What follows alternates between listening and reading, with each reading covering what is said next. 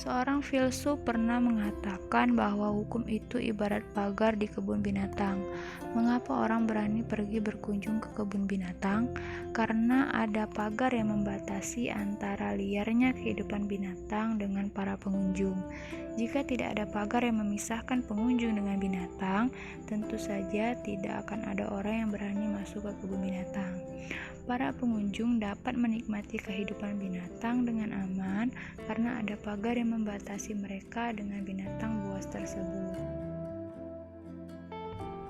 Demikianlah hukum pada hakikatnya merupakan pagar pembatas. Agar kehidupan manusia aman dan damai, coba bayangkan jika seandainya di negara kita tidak ada hukum. Dapat diperkirakan kesemrawutan akan terjadi dalam segala hal, mulai dari kehidupan pribadi sampai pada kehidupan berbangsa dan bernegara. Sebagai contoh, kalau seandainya tidak ada peraturan lalu lintas, kita tidak akan dapat memperkirakan ke arah mana seorang pengendara kendaraan bermotor akan berjalan, di sebelah kiri atau kanan. Pada saat lampu menyala merah, apakah pengendara akan berhenti atau jalan? Dengan adanya peraturan lalu lintas, maka para pengendara kendaraan bermotor harus berjalan di sebelah kiri. Jika lampu pengatur lalu lintas berwarna merah, maka semua kendaraan harus berhenti. Arus lalu lintas menjadi tertib dan keselamatan orang pun akan terjamin. Dari uraian tersebut, jadi apa sih arti hukum? Sampai saat ini belum ada kesepakatan yang pasti tentang rumusan arti dari hukum. Untuk merumuskan pengertian hukum tidaklah mudah, karena hukum itu meliputi banyak segi dan juga banyak bentuk, sehingga satu pengertian tidak mungkin mencakup keseluruhan segi dan bentuk hukum. Akan tetapi dari uraian tersebut kita bisa simpulkan bahwa hukum itu merupakan aturan, tata tertib, dan kaidah hidup. Adapun yang menjadi karakteristik dari hukum adalah adanya perintah dan larangan. Perintah atau larangan tersebut harus dipatuhi oleh semua orang.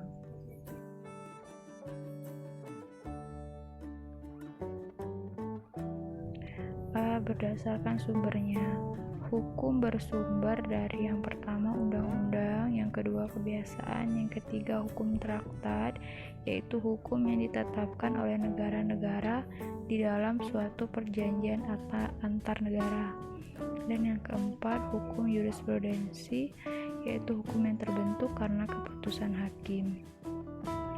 B. Berdasarkan tempat berlakunya, yang pertama hukum nasional, yaitu hukum yang berlaku dalam suatu negara. Yang kedua hukum internasional, yaitu hukum yang mengatur hubungan hukum dalam dunia internasional. Yang ketiga hukum asing, yaitu hukum yang berlaku pada negara lain. Dan yang keempat hukum gereja, yaitu hukum yang ditetapkan gereja untuk anggotanya. C. Berdasarkan bentuknya. Jadi berdasarkan bentuknya hukum itu dibagi menjadi dua, ada hukum tertulis dan tidak tertulis. Untuk hukum tertulis dibagi menjadi dua. Yang pertama hukum tertulis yang dikodifikasi dan yang tidak dikodifikasi. Yang dikodifikasi itu artinya hukum yang disusun secara lengkap, sistematis, teratur, dan dibukukan sehingga tidak perlu lagi peraturan pelaksanaan. Contohnya KUA Pidana, KUA Perdata, dan KUH Dagang. Untuk hukum tertulis yang tidak dikodifikasi, yaitu hukum yang meskipun tertulis tetapi tidak disusun secara sistematis, tidak lengkap, dan masih terpisah-pisah, sehingga sering masih memerlukan peraturan pelaksana dalam penerapan. Misalnya undang-undang, peraturan pemerintah, dan kepres, keputusan presiden. Hukum tidak tertulis yaitu hukum yang hidup dan diyakini oleh warga masyarakat serta dipatuhi dan tidak dibentuk menurut prosedur formal, tetapi lahir dan tumbuh di kalangan masyarakat itu sendiri, terus berkembang menjadi kebiasaan dan ditaati oleh masyarakat. D. Berdasarkan waktu berlakunya. Yang pertama ius constitutum, yaitu hukum positif, hukum yang berlaku sekarang bagi seluruh masyarakat tertentu dalam suatu daerah tertentu. Misal Undang-Undang Dasar Negara Republik Indonesia tahun 1945, Undang-Undang Republik Indonesia Nomor 12 tahun 2006 tentang Kewarganegaraan Republik Indonesia. Yang kedua, ius constituendum, hukum negatif, yaitu hukum yang diharapkan berlaku pada waktu yang akan datang, misalnya rancangan undang-undang atau RUU. Berdasarkan cara mempertahankannya, yang pertama hukum material, yaitu hukum yang mengatur hubungan antara anggota masyarakat. Jadi ini sifatnya berlaku umum untuk semua orang dan mengatur hal-hal yang dilarang dan juga yang boleh dilakukan. Jadi ini seperti hukum pidana, hukum perdata, hukum dagang dan sebagainya. Hukum formal yaitu hukum yang mengatur bagaimana cara mempertahankan dan melaksanakan hukum material tadi, seperti bagaimana cara melaksanakan hukum pidana. Cara melaksanakannya terdapat pada hukum acara pidana. Bagaimana cara melaksanakan hukum perdata ada pada hukum acara perdata.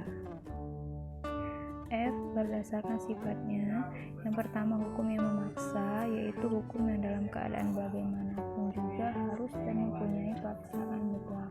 Misal melakukan pembunuhan, maka sanksinya secara paksa wajib dilaksanakan seperti sanksi penjara. 2. Hukum yang mengatur, hukum yang dapat dikesampingkan apabila pihak-pihak yang bersangkutan telah membuat peraturan sendiri dalam suatu perjanjian, atau dengan kata lain, hukum yang mengatur hubungan antar individu yang baru berlaku apabila yang bersangkutan tidak menggunakan alternatif lain yang dimungkinkan oleh hukum atau undang-undang. Misal ketentuan dalam pewarisan. Pewarisan berdasarkan undang-undang baru bisa dilaksanakan jika tidak ada surat wasiat.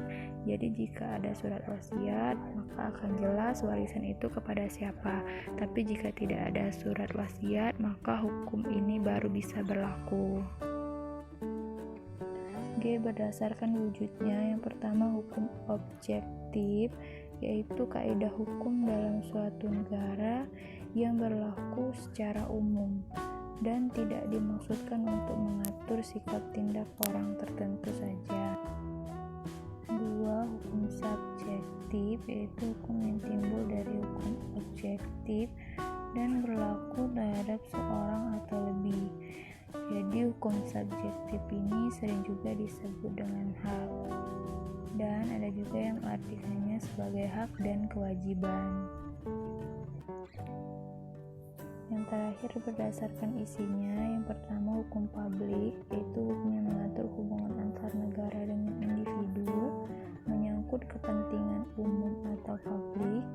Yang pertama hukum pidana, hukum yang mengatur tentang pelanggaran dan kejahatan, isinya larangan dan juga sanksi.